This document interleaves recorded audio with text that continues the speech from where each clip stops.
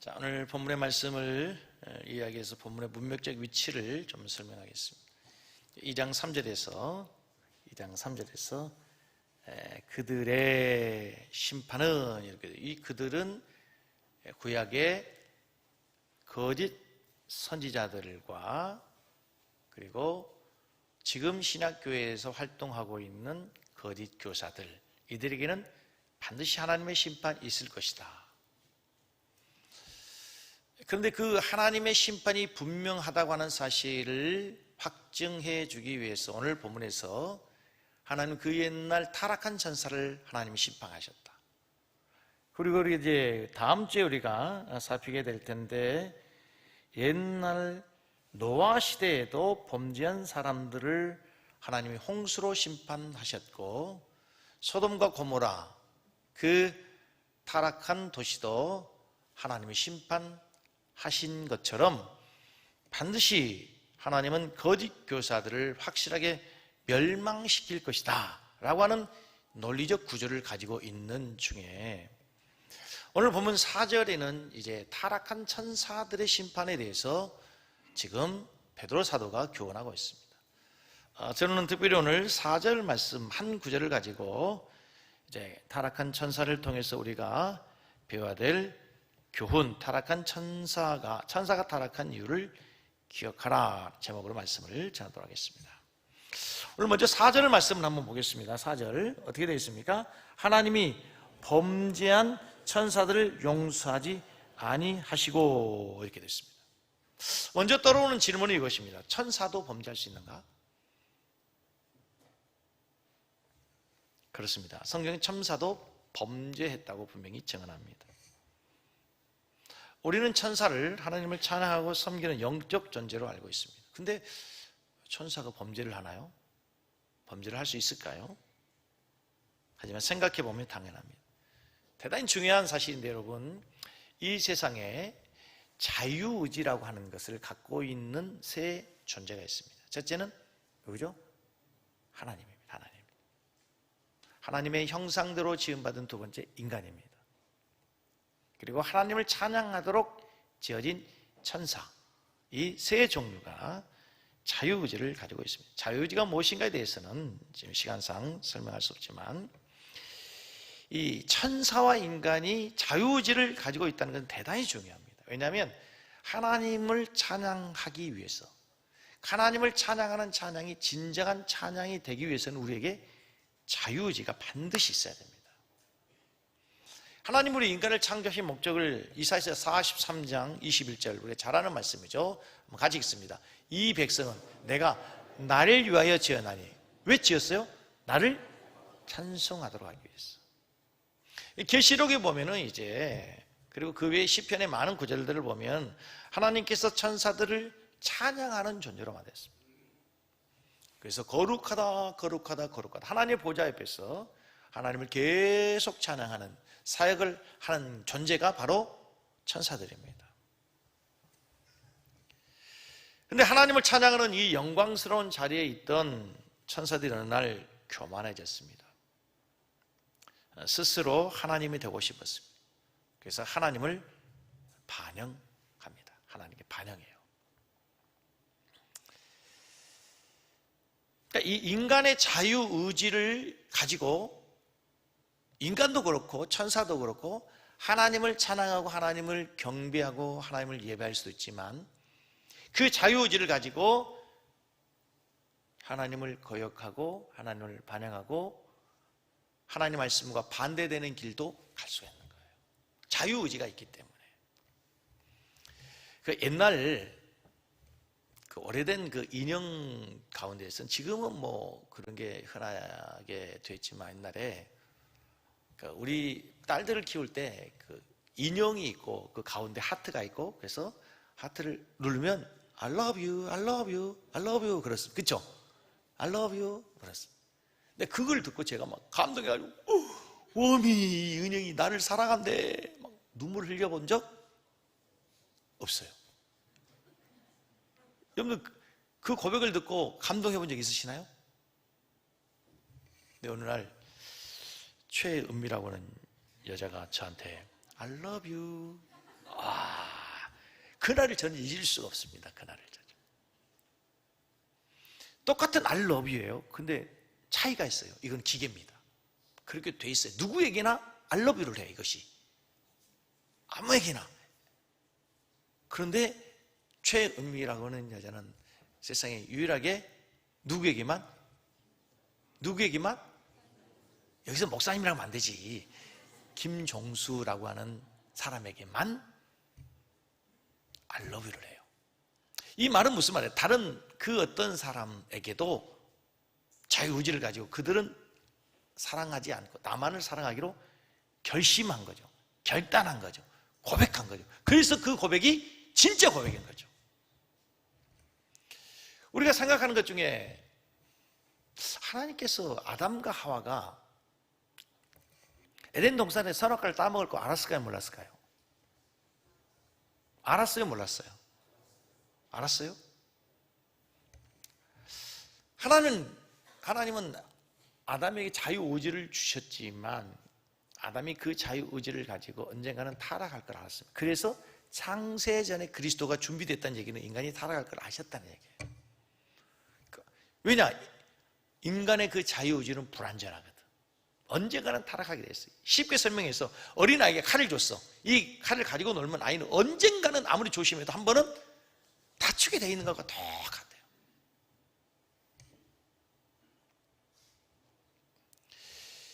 하나님께서 우리에게 자유의지를 주셔서 선악과를 선택하지 않고 하나님의 말씀에 순종하는 순종이 돼야 진짜 순종이 아름답고 소중한 순종이 되는 거죠. 그냥 로봇처럼 딱 입력시켜가지고 선악과 100m 근처에도 가지는 못하게 딱 입력이 되어 있어가지고 선악과만 보면은 이것이 그냥 아담이 자동적으로 돌아가고 도망가고 했다면 선악과를 지킬 수는 있을지 모르겠지만 그 아담의 순종은 진정한 순종이 될 수가 없는 거죠. 자, 중요한 거는 그 자유의지를 가지고 아담도 그렇고 천사도 그렇고 하나님을 창조하도록 지음을 받았는데 이 천사가 어느 날 그 자유의지를 가지고 하나님을 배신합니다. 하나님을 찬양하는 자리에 있던 그가 하나님 자리에서 찬양받기를 원했어요. 자, 그것이 천사들의 타락, 세상의 악의 기원이라고 우리는 신학적으로 얘기합니다. 자, 천사들의 타락한 성경의 가장 근본적인 그 원인을 말씀해 주는 것이 대단히 중요한 두 곳이 있어요. 이사야서 14장 12절에서 14절을 한번 보시면 가시겠습니다. 너 아침의 아들 계명성이 어찌 그리 하늘에서 떨어졌으며 너 열국을 높은 자여 어찌 그리 땅에 찍혔는고 내가 내 마음에 이르기를 내가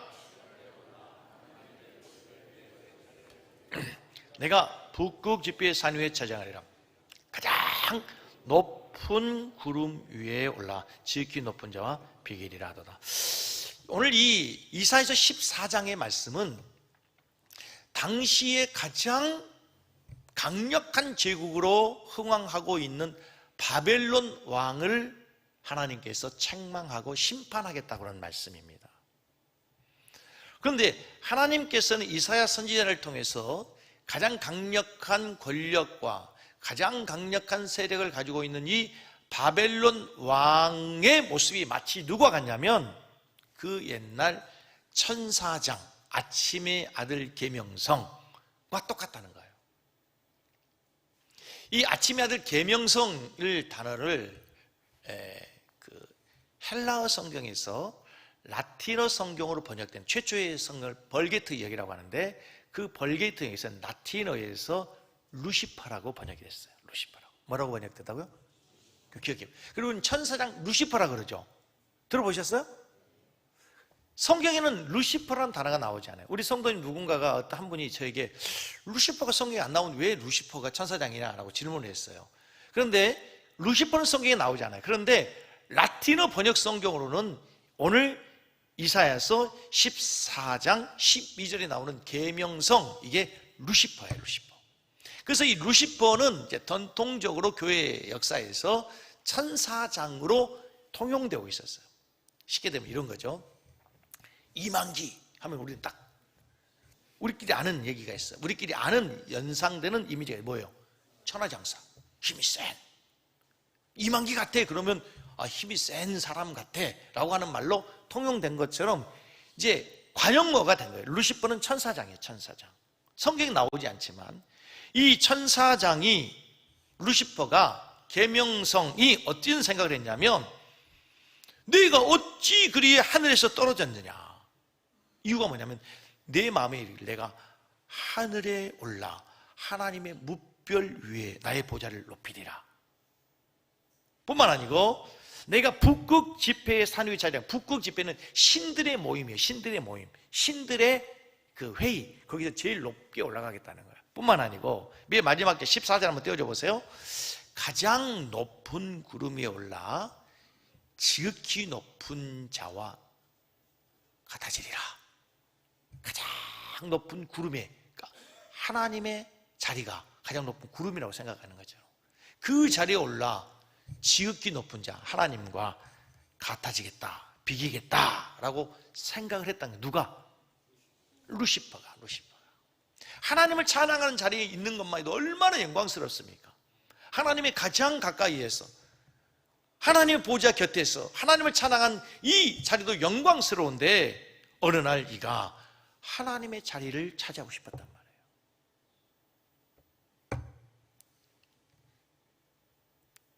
저만한 생각을 가지고 천사가 반역한 거죠. 똑같이 에스겔서 28장 12절 15절에 보면 이 말씀은 이제 두로 왕을 책망하는 얘기인데, 두로 왕을 빗대어 에스겔 선지자가 그 옛날 타락한 천사장을 책망하는 이야기입니다. 자, 계속 읽어보시면, 인자야 두로 왕을 위하여 슬픈 노래를 지어 그에게 이르기를 내가 옛적에 하나님의 동산에 있어서, 두로 왕은 하나님의 동산 에덴에 있었어요, 없었어요? 없었잖아. 이미 지금 이 두로 왕, 이 에스겔 시대는 에덴 동산이 없는 시대니까. 그러니까 지금 누구를 지금 빗대고 있다고요? 천사장 루시퍼를 빗대고 있단 말입니다. 에덴 동산이 있어서 각종 보석, 곧 홍보석과 황보석과 금광석과 황옥과 홍만호와 창옥과 청보석과 남보석과 홍옥과 황금으로 단장하였으며 내가 지음을 받던 날에 너를 위하여 소고와 비파가 준비되었도다. 자, 소고와 비파를 가지고 천사들이 찬양하잖아요. 천사를 얘기하는 거죠. 자, 중요한 얘기 같이 읽습니다. 너는 뭘 받고? 기름 부음을 받고 지키는 그룹이 천사 이름이잖아요. 그룹이 천사 이름이에요. 그룹이며 내가 너를 세우며 내가 하나님의 성산에 있어서 불타는 돌들 사이에서 항례하였도다. 내가 지음 받던 날로부터 내 모든 길에 완전하더니, 같이 읽습니다. 마침내 내게서 불의가 드러났도다. 자, 겉으로는 지금 에스겔 선지자가 두로 왕을 이야기하는 것처럼 보이지만 실제로 그 배우 있는 영적 존재, 사탄의 존재에 대해서, 사탄에 대해서 이야기를 한 말이에요. 내가 어느 날 에덴 동산에 그렇게 아름다운 것을 누리고 있었고 기름을 부음을 받고 지키는 그룹이었던 내 천사장이 이제 그의 불법이 드러나게 됐어요. 그게 뭐예요? 그가 천사의 자리를 떠난 거예요. 하나님을 찬양하고 하나님을 섬기는 자리에서 만족하지 않고 하나님을 대적하여 하나님의 자리를 찬탈하려고 했단 말입니다. 지금 바벨론 왕과 두로 왕을 통해서 하나님이 사탄의 타락을 고발하고 있어요. 오늘 본문에서도 이렇게 말합니다. 하나님이 범죄한 천사들을, 이사야서, 에스겔서, 그리고 오늘 본문 베드로후서에서도 동일하게 천사가 뭐 했다고요? 범죄했다, 타락했다. 그렇다면 범죄한 천사들의 지은 죄가 뭡니까? 오늘 본문에는 베드로 사도가 천사가 지은 죄에 대해서 언급이 없어. 그냥 범죄했더라만 나와요. 그런데 너무 감사하게도 유다서의 말씀에 보면은 그들이 지은 죄가 정확하게 나와 있어요. 자, 유다서 1장 6절을 같이 보도록 하겠습니다. 또 자기 죄를 지키지 아니하고 자기 처소를 떠난 누가? 천사들이 죄를 지었네. 두 가지예요. 첫째는 자기 죄를 지키지 아니하고, 두 번째 자기 처소를 떠난 천사들. 천사들이 두 가지 죄를 지었대요. 자기 지위를 지키지 않는 거, 자기 처소를 떠난 거. 오늘 이 본문을 가지고 제가 어제 설교를 준비하면서 많은 번역본, 공동번역, 새번역, 뭐 여러 가지 많은 영역 성경들을 보면서 이걸 좀 더 우리 성도님 쉽게 제가 결론을 가지고 제가 정리해 요약하면 이런 거죠. 자기 지위를 망각하고 하나님께서 주신 권위의 한계를 넘어서며 맡겨진 사명을 다하지 않고 지정된 자리를 떠난 것이, 지정된 자리, 자기의 지위를 떠난 것, 이것이 그들이 지은 죄, 사탄이 지은 죄, 자기 지위를 떠나고 자기 처소의 자리를 망각한 것, 이게 사탄이 지은 죄라는 거죠. 여러분, 우리 여기서 영적인 대단히 중요한 교훈을 들어야 됩니다. 죄가 뭡니까? 도둑질하고 간음하고 술 먹고, 이게 죄의 근원이 아니에요. 죄의 근원은 뭐냐? 모든 것이 그리로 귀결되게 있어요. 따라하세요. 죄는 자리를 지키지 않는 것, 죄는 자리를 떠나는 것입니다. 대단히 중요한 얘기입니다. 죄가 뭐라고요? 죄가 뭐라고요? 기억하십시오. 죄는 자리를 지키지 않는 것이래. 자리를 지키지 않는 것이 죄라는 거죠. 오늘 베드로후서를 통해서 성경은, 하나님은 우리에게 죄의 개념을 다시 기억하게 하십니다. 독특한 개념을 설명하십니다. 자리를 지키지 않는 것, 자리를 떠난 것, 이게 죄예요. 여러분, 자리를 지킨다는 것이 얼마나 중요한지 아십니까? 이것을 세상에서도 동일하게 말씀합니다. 가만히 생각해 보면 세상에 있어도 자리를 이탈하는 것을 대단히 큰 죄로, 가장 큰 문제로 여기고 있습니다. 여러분, 우주선을 발사합니다. 엄청난 돈이 들어가겠죠. 엄청난 연구 끝에 우주선을 발사하고 그 우주선을 컨트롤하는 그 우주센터에서 매일 체크한 게 있습니다. 뭡니까? 우주의 궤도를 정확히 돌고 있는지, 자리를 이탈하지 않는가. 아주 우주선이 자리를 이탈하면 그 순간 우주선은 무용지물이 되는 거예요. 그 비싼 우주선이. 여러분, 열차가 가야 될 자리가 있죠. 선로가 있죠. 철로가 있잖아요. 그 철로를 벗어나는 순간 열차는 어떻게 합니까? 뒤집어진 거죠. 사고예요, 사고. 자리를 떠나는 순간 열차는 전복되고 되어 있어요. 배는 바다에 있는 그 길 자리를, 항로를 이탈하면 안 되죠. 하늘 나는 비행기도 마찬가지요. 길이 없는 것 같지만 그 길을 이탈하면 안 돼요. 여러분, 군대에서 가장 큰 죄가 뭡니까? 탈영입니다. 탈영이 뭐예요? 자리를 지키지 않는 거예요. 자, 가정에서도 마찬가지, 교회에서도 마찬가지. 가정에서 아버지가 아버지의 자리를 지키지 않는 거예요. 가정이 무너집니다. 어머니가 어머니의 자리를 지키지 않으면 가정은 가정이 될 수가 없습니다. 자녀가 자녀의 자리를 지키지 않으면 가정은 미래가 없다는 겁니다. 얼마나 심각한 문제입니까?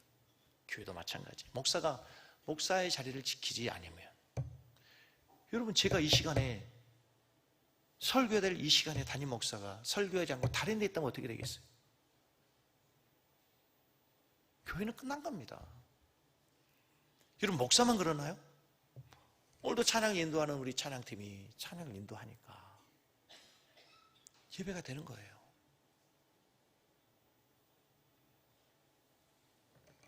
지금 우리가 보이지 않지만 지금 방송실에서 보이지 않게 자리를 지키면서 담임 목사 설교 원고를 보면서 설교하는 스타일에, 속도에 맞춰서 사진을 올리고 성경 구절을 띄우는 사람이 자리를 지키기 때문에 설교가 설교될 수 있는 거예요. 자리를 지킨다는 것 대단히 중요해요. 여러분, 그렇다면 성도들이 지켜야 될 가장 큰 자리, 가장 중요한 자리가 뭡니까, 여러분? 무엇입니까? 이것을 우리 선배들의 신앙은 얼마 전까지만 생명처럼 지켰습니다.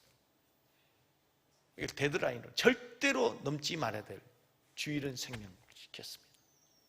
그런데 코로나 이후로 비상시국에만 있으면서 집합 금지 명령이 내려지고 그러면서 비상식으로 온라인 예배라는 게 생겼습니다. 그런데 오늘날 많은 성도들이 이제 어떤 사정에서 그때를 생각하면서 온라인 예배를 드립니다. 여러분, 성경에는 온라인 예배가 없습니다. 예배 자리에 와서 함께 모여서 하나님을 찬양하고 예배하는 것이 진짜 예배인 줄로 믿습니다.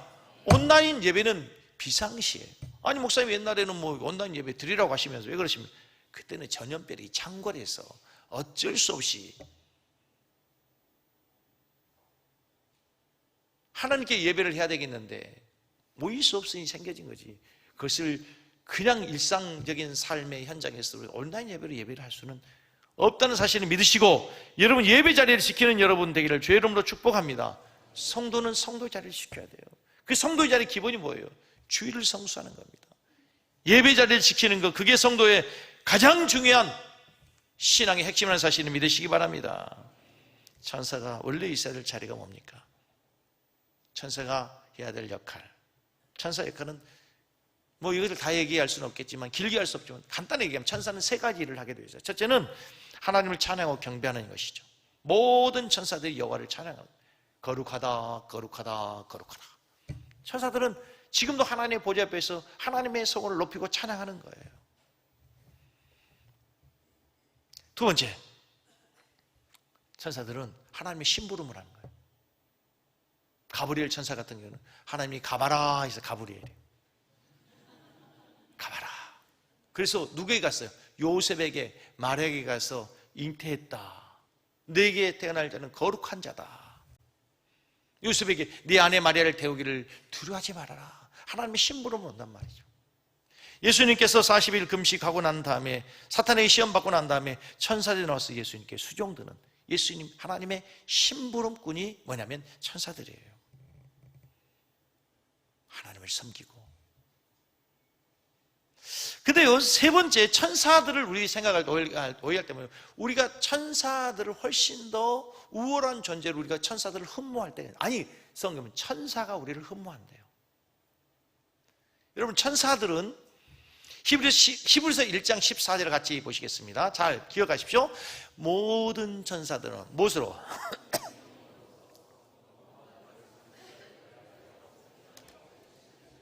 모든 천사들은 뭐라고? 부리는 영이, 부리는 영, 섬기는 영으로서 구원받을 상속자가 우리 성도들을 위하여 섬기라고 부릅니다. 천사들이 존재하는 이유는 뭐냐면 우리를 섬기라고, 우리를 섬기라고, 우리를 도우라고. 할렐루야. 어쩌면요 우리가 예배하는 이곳에도 여러분을 수호하는 천사들이 함께하고 있는 줄로 믿습니다. 대단히 천사는 우리보다 우월한 존재가 아닙니다. 우리가 훨씬 더 우월한 존재예요. 천사들은요, 한번 타락하고 난 다음에 다시 구원을 얻을 수 있는 길을 하나님 주시지 않았습니다. 우리 인간은 천사들과 똑같이 타락했죠.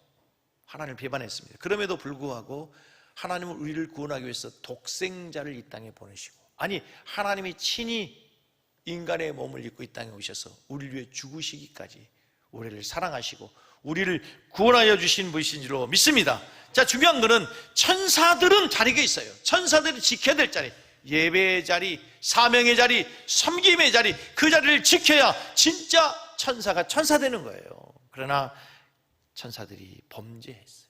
그 자리를 떠난 거예요. 그 자리를 지키지 못했단 말이에요. 중요한 것은, 그렇다면 나는 어떻습니까? 나는 어떠냐고요? 아니, 여러분은 어떻습니까? 천사들이 자리를 지키지 않는 것보다 더 중요한 것은, 오늘 하나님 우리에게 이 타락한 천사를 통해서, 자리를 떠난 천사를 통해서 우리에게 말씀하시는, 너 김 목사, 너는 너의 자리를 지키고 있어? 김 목사, 너는 네 자리를 지키고 있냐고. 너는 너의 자리를 지키고 있어?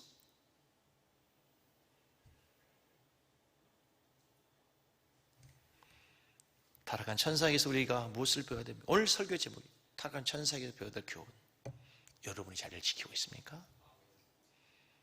여러분이 자리를 지키고 계십니까? 여러분 이 시대를 자리가 있어요. 목사님은 목사가로서 있어야 될 자리가 있고, 여러분 성도로서 지켜야 될 자리 있고, 가정에 가면 아버지로서, 어머니로서, 직장에 가면 여러분이 직장에서, 직장인으로서, 사회에서 여러분이 지켜야 될 자리가 있다 이 말입니다. 잘 드세요. 사탄은 자기가 자리를 이탈해서 하나님께 버림을 받았어요. 그래서 성도들을 똑같이 자리를 이탈하도록 유혹하는 거예요. 그래서 아담에게 가서 사탄이 뭐라고 합니까? 내가 그것을 먹으면 하나님처럼 될 거야. 너 자리를 거기서 있지 마. 너는 어디까지 가야 돼?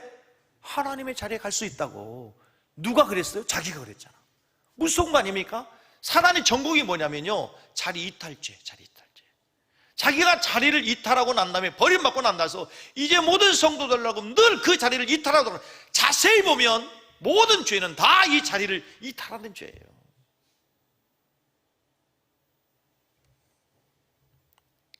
사탄이 가장 잘 하는 일이 자기가 자리를 이탈했기 때문에 우리를 아버지의 자리에서 이탈하게 하고, 어머니 자리에서 이탈하게 하고, 자녀의 자리에서 이탈하게 하고. 최초 인간 아담과 하와에게 사탄이 유혹한 건 다른 것이 아니에요. 너 그 자리에 만족하지 마. 너 그 자리에 있지 마. 지금 있는 자리에서 떠나라는 거죠. 그래서 아담이 그 자리를 떠났어요. 근데요, 너무 슬픈 얘기. 타락한 인간에게 하나님이 찾아오셔서 인간에게 하나님이 했던 최초의 말이 있습니다. 뭡니까? 아담아, 내가 어디 있어? 아담아, 너는 지금 어디에 있니? 이 말 다른 말로 바꿀게요. 너는 지금 내 자리를 떠나 있어. 내가 있어야 될 자리는 거기 아니야. 너는 지금 내가 지켜야 될 자리를 이탈한 거야.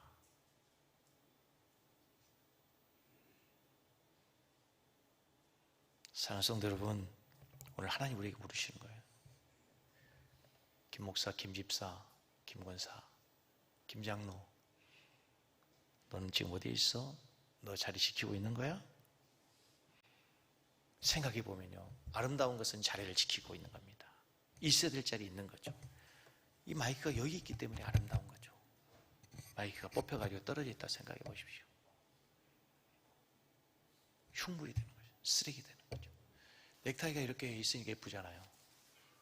이렇게 될 생각해 보십시오. 이게 뭡니까 이게? 이게 넥타이입니까?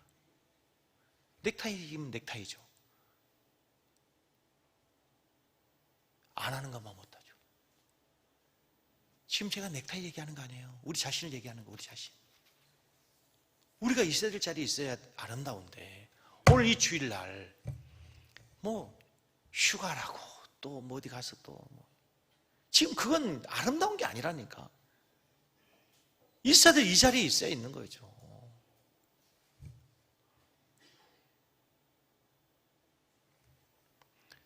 퍼즐 사진 한번 보여줘 보세요. 여러분 퍼즐 좋아하세요? 퍼즐이 어떻게 하면 아름다워지죠?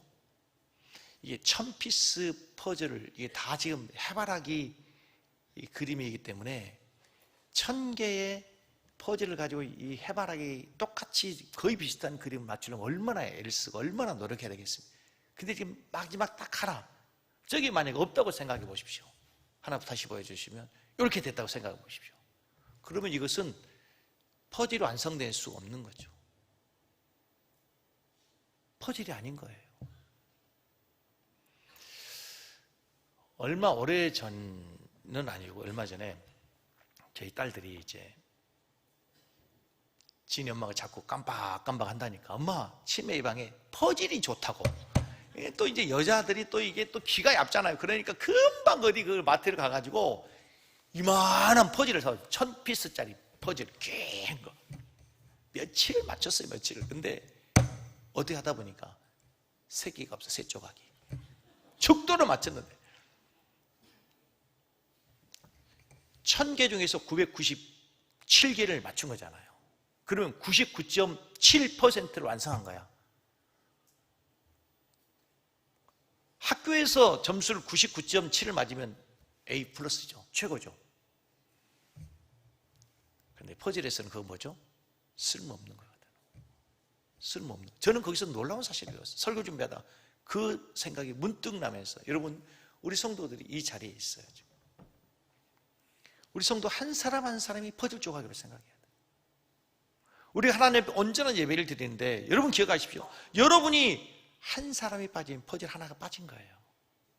우리 교회가 온전한 하나님의 예배를 드리는데 내가 지켜야 될, 내가 있어야 될 그 자리를 하나 빠지면 퍼즐 조각 하나가 빠진 거예요. 완전한 예배가 될 수가 없는 거예요, 여러분.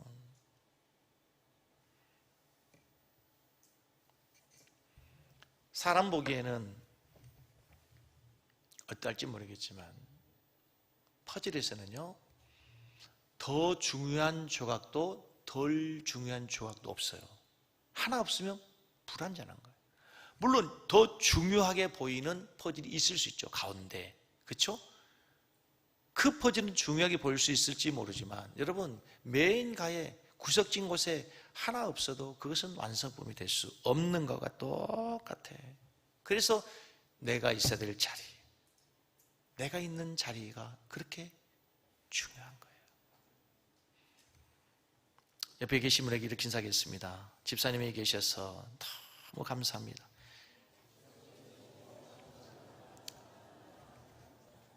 다시 한 단어를 추가해야 돼요. 집사님이 이 자리에 계셔서 너무 아름답습니다. 맞습니다, 여러분.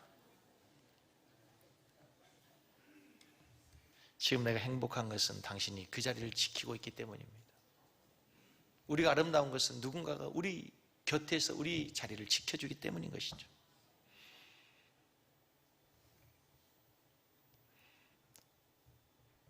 지금까지 전반부 얘기를 했고요. 이제 두 번째 중요한 얘기, 후반부에 오늘 본 말씀 보면 하나님이 범죄한 천사들을 용서하지 아니하고 지옥에 던졌대요.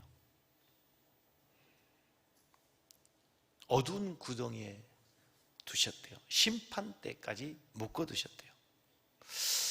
갑자기 의문이 들어요. 진짜 사탄이 이제 묶여있는 것 같습니까? 지옥에 묶여있는 것 같아요? 자, 오늘 본문 4절을 보시면 4절을 보십시오. 하나님 범죄한 천사들 용서하지 아니하시고 지옥에 던져 어두운 구덩이에 두어 심판대까지 지키겠다. 이 성경을 세번역 성경에서는 좀 쉽게 이렇게 됐어요. 하나님께서는 다시 씁니다. 죄를 지은 천사들을 아끼지 아니하시고 어디에? 지옥에 던져서 어떻게 했다고요? 사슬로 묶어놓고요. 사슬로 묶었고, 그리고 심판대까지 어둠 속에 있겠다. 어둠 속에 가둬놨대요. 즉 이 범죄한 천사들을 하나님 뭐 했다고요? 심판해서 지옥의 쇠사슬로 묶었고 심판 때까지 어둠 속에 있대. 그런데 우리 현실을 보면은요, 사단이 묶여있는 것이 아니라 사단이 아주 그냥 왕성하게 활동하고 있는 것처럼 보이죠.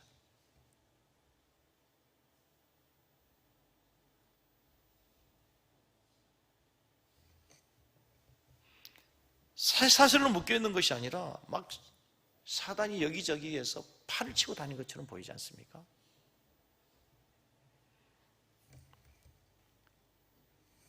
우리가 보기에는 사탄과 마귀 활개치고 다니는 것 같은데 이게 정말 말이 되는 건가? 이런 질문이 들어야 당연합니다.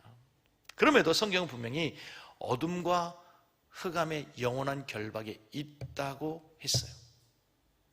사실 오늘 이 본문을 우리가 설명하는 데는 굉장히 많은 시간과 많은 어려움, 난제가 있습니다. 그리고 실제로 모순처럼 보이는 우리의 현실이 있어요. 그럼에도 불구하고 제가 이렇게 설명해 보겠습니다. 사탄이 지금 묶여 있다는 거죠. 쇠사슬에.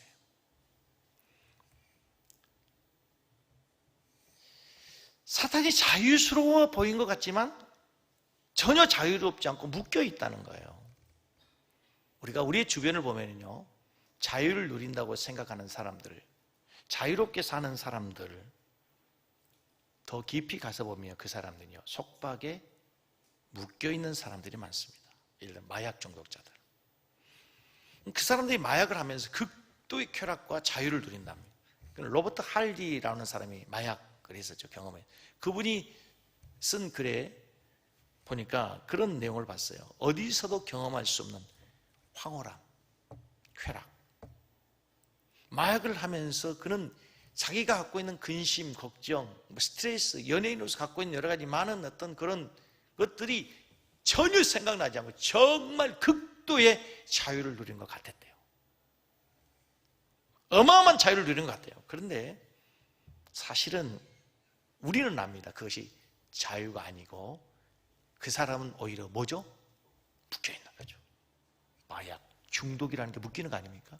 알코올 중독이라는 게 묶이는 거 아니에요? 도박 중독이라는 게 도박에 묶이는 거잖아요. 자유로운 것 같은데 사실은 묶이는 거예요. 사단이 처해 있는 상황이 지금 그렇다는 거예요. 세상을 마음껏 휘저 다닌 것 같은데 사실은 그들은 어둠에 갇혀있다. 어둠을 벗어나지 못한다는 얘기잖아. 원래 그들은 하나님의 빛 대신 하나님 가운데서 빛 대신 주님과 함께 거하는 자들이 됐어야 돼요. 그런데 이제는 하나님의 보호자에서 추방됐어요. 빛 대신 하나님과 차단됐죠. 빛이 없으니 그들은 어둠에 갇힌 거죠. 얼마나 분명합니까? 빛 대신 주님으로부터 차단되어 어둠에서 벗어나지 못하는 그들은 어둠에 묶여있는 자가 되는 거예요. 이 말씀을 보면서 여러분, 그럼 참 자유가 무엇인지 우리는 다시 한번 질문해야 돼요. 참 자유가 뭔가? 사탄처럼 마음껏 사는 것 같지만 참 자유가 내 마음대로 마음껏 사는 것이 자유가 아니라는 거죠. 오히려 묶이는 거라는 거예요. 참 자유는 반대입니다. 성경을 자세히 보십시오. 성경은 우리를 속박하는 것처럼 보여요. 성경을 읽으면 맨날 하지 말랍니다. 구약 성경 보면 살인하지 말라, 가늠하지 말라, 도둑질하지 말라, 거짓 증거하지 말라, 말라. 그래서 구약 성경 의 마지막이 말라기로 끝나요. 말라기로 끝나요. 말라기로 끝납니다. 온통 말라예요. 말라. 속박하는 것처럼 보이죠. 우리를 가두는 것처럼 보여요. 자유를 박탈시키는 것처럼 보여요. 그런데 이 안에 사실상 여러분, 자유가 있다는 거 아십니까? 하나님께서 우리에게 이 자유를 주신 것은 우리를 속박하기 위한 것이 아니라 사실은 우리를 자유케 하기 위한 것인 줄 믿으시기 바랍니다. 사진 하나 보여줘 보세요. 이렇게 설명해 볼게요. 지금 이 사슴이 어디를 동경하는 것 같아요? 꼭 저를 보고 있는 것 같아서 저를 동경하는 것 같습니까? 아니죠. 울타리 밖에 저 넓은 세상, 푸른 초원, 더 넓은 세상을, 저 담을 뛰어넘어가면 더 자유로운 세상이 있을 거라고 생각을 해요. 호시탐탐 엿보던 사슴이 드디어 어느 날 탈출을 감행했다고 합시다.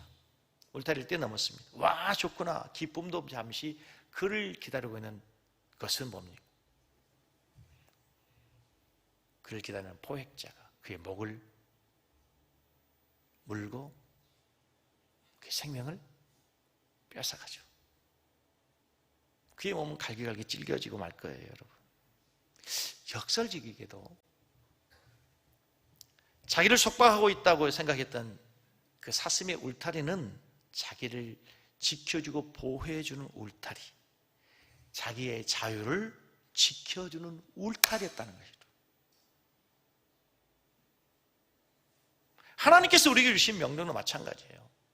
우리를 속박한 것 같지만 우리를 속박한 것이 아니고 사실은 그 계명이 우리를 자유케 하는 거예요.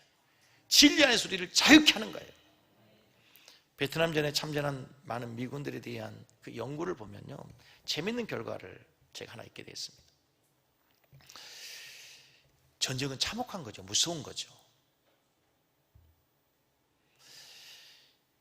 이 베트남전에 참전한 미군들이 실제로 자기 총을 가지고 적군을 향해서 쏴서 적들이 죽어가기도 하지만 적들이 쏜 총알에 바로 옆에 누가 죽어요? 내 전우가 피를 흘려 죽는 거죠. 나의 전우, 나의 가장 친한 친구가 피를 흘리며 죽어가는 모습을 보고 그날 밤 이 미군 병사가 잠을 잘 수가 없죠. 이게 하루 이틀 계속되면서 엄청난 트라우마에 잠을 이룰 수가 없는 거죠. 그래서 이제 시간이 되면, 저녁이 되면, 자유시간이 되면 미군들 대부분이 자유시간에 뭘 할까요? 자유를 누리는 거죠. 왜? 아무도 보는 사람이 없고 자기들이 갖고 있는 지위, 자기들이 갖고 있는 힘을 가지고 베트남의 젊은 여성들을 유린하고 술을 마시고 난잡한 섹스를 하고 방탕하고 마약을 했어. 왜? 자기들이 다 할 수 있고 자기들 아는 사람이 아무도 없으니까. 자유로우니까 엄청난 자유를 누리는 것처럼 보였어요. 그런데 그게 진짜 자유입니까? 시간이 지났습니다. 결과가 어떻게 됩니까? 그들은 마약에 중독돼, 알코올에 중독돼, 성병에 걸리고, 대부분 이런 생활을 하는 사람 미군들이 제대하고 고향으로, 가족으로 돌아가서 적응할 수가 없는 거. 이미 그들은 알코올 중독으로, 마약 중독으로 그들의 삶은 망가져버리고 만 거죠.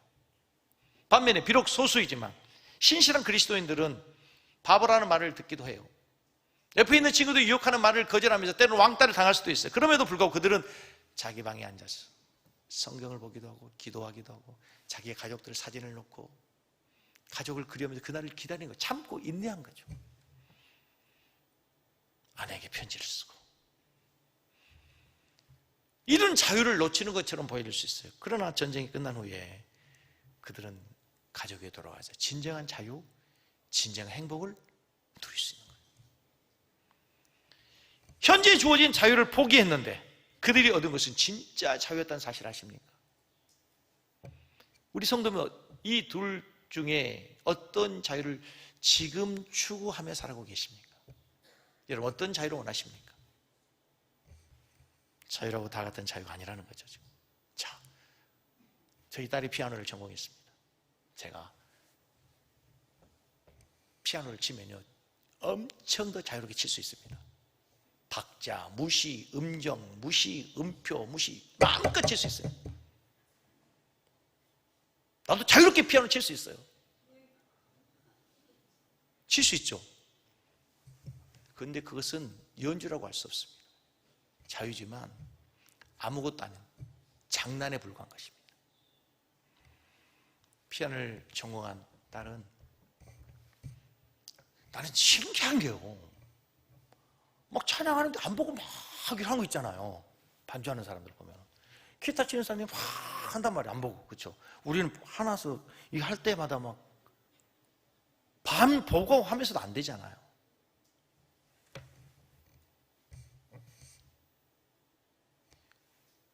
진짜 피아노를 연주하는 연주자가 진짜 자유를 누리기 위해서, 진짜 자유롭게 하기 위해서 어떻게 됩니까? 마음껏 누리는 내 자유를 포기하고 선생님의 가르침 속으로 들어가는 거예요. 선생님께 순종하는 거예요. 허리 똑바로 펴고 정해진 건반을 누르고 악보를 철저히 지키고. 그렇죠? 그 시간들이 수십 시간, 수백 시간, 수천 시간 모여지는 가운데 이게 대단히 고통스러워요. 대단히 시간이 많이 들어요. 느려요. 그럼에도 그것을 참고 기다리고 인내하면 이제 악보를 보지 않고도 얼마든지 자유롭게 연주할 수 있는 자유가 주어지게 되는 거예요. 여러분, 제가 피아노 얘기하는 거 아니에요. 우리 인생을 얘기하는 거라니까. 사탄이, 천사가 자기 마음대로 할 수 있어요. 자유의지를 가지고. 근데 그는 자기 자유의지를 가지고 마음껏 자기를 위해 썼어요. 그래서 오히려 그는 갇혀버렸대잖아. 하나님으로부터 추방돼서 빛 대신 주님으로부터 찾아 어둠에 갇혔대잖아요. 타락한 천사를 통해서 하나님 우리에게 주신 두 가지 교훈이죠. 첫째는 뭐예요? 여러분 자리를 지키세요. 여러분 자리를 지키시기 바랍니다. 성도의 자리를 지키고, 남편의 자리를 지키고, 아내의 자리를 지키고, 여러분의 직장에 여러분이 맡은 자리를 지켜내야 돼요. 그게 아름다운 거예요. 두 번째, 우리는 진정한 자유를 누리기 위해서 여러분 자유를 포기하세요. 말씀 안에 들어가고 하나님의 다스림 안에 들어가고 그 말씀에 순종하다 보면은 어느 날 하나님의 말씀이, 진리가 여러분을 자유케 하는 더 큰 은혜, 더 큰 하나님의 기쁨을 누리게 되는 삶이 될 줄로 믿습니다.